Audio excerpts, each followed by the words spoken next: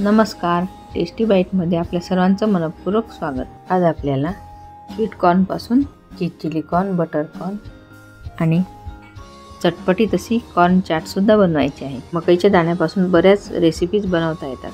तर इथे आपण एका पातेल्यात थोडं पाणी घालून थोडं मीठ घालायचं आणि त्यामध्ये हे दाणे वाफवून घ्यायचे। वाफवल्यानंतर आपले दाणे ताजेच आहेत परंतु नरम होतात। त्या बाउलमध्ये आपल्याला थोडं बटर घ्यायचं, त्यामध्ये 1 कटोरी दाणे घालायचे। दाणे गरमच घालायचे, त्यामुळे आपलं बटर छान मेल्ट होईल। त्यावर मिरपूड घालायची, थोडं काळं मीठ घालायचं आणि काश्मीरी लाल मिरची पावडर घालायची आणि छान एकत्र करायचं। ही झाली आपली क्लासिक बटरवाली स्वीट कॉर्न। हे एका बाउलमध्ये काढून घ्यायची। आता दुसरा प्रकार बनवूया। त्यासाठी एका बाउलमध्ये आपण दाणे घेतलेले आहेत, हे सुद्धा गरमच आहेत। त्यावर चिली फ्लेक्स घालायची, अर्धा चमचा ओरिगॅनो घालायचं। आता यावर बटर घालायचं, थोडी मिरपूड घालायची आणि चवीनुसार काळं मीठ घालायचं। थोडी कोथिंबीर घालायची, थोडं चीज घालायचं। दाणे गरम असल्यामुळे आपले चीज आणि बटर आहे हे छान मिक्स होईल, छान एकत्र करून झालेलं आहे। थोडी कोथिंबीर आणि चीज घालून बाउलमध्ये काढून घ्यायचं। चिली चीज कॉर्न तयार झालेला आहे। आता चटपटीत कॉर्न चाट बनवण्यासाठी लागणार आहे आपल्याला कापून घेतलेला कांदा, टोमॅटो, कोथिंबीर, पत्ताकोबी, शिमला मिर्च।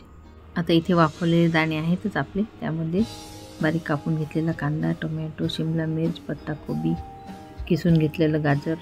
तर यामध्ये आपल्याला हिरवी चटणी, टोमॅटो सॉस, काळं मीठ, चाट मसाला, कोथिंबीर झाली आहे घालून।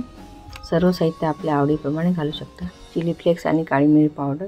लहान मुलं असतील तर काळी मिरी आणि चिली फ्लेक्स नाही घातलं तरी चालेल। अगदी कमी साहित्यात सुद्धा ही चाट तयार होते। चाट असल्यामुळे यामध्ये तुम्ही उकडलेला बटाटा, पापडी हे सुद्धा घालू शकता। मिक्स करायचं। थोडी लाल चटणी घातलेली आहे आणि अर्ध्या लिंबाचा रस घालायचा। मिक्स करून घ्यायचं। पत्ताकोबी, गाजर हे घालायचे राहिले होते, ते आता घालून घ्यायचं। भरपूर अशी कोथिंबीर घालायची। सर्व टाकून झाल्यानंतर काळं मीठ आणि चाट मसाला टाकायचा, कारण मग अंदाज येत नाही आधीच घातल्यानंतर, म्हणून आपण शेवटी घालणार आहोत। अशी ही चटपटीत चाट सर्वच आवडीने खातात।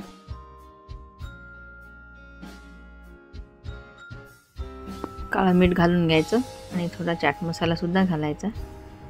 चव बघायची, प्लेटिंग करायची आणि त्यावर थोडी बारीक शेव घालायची।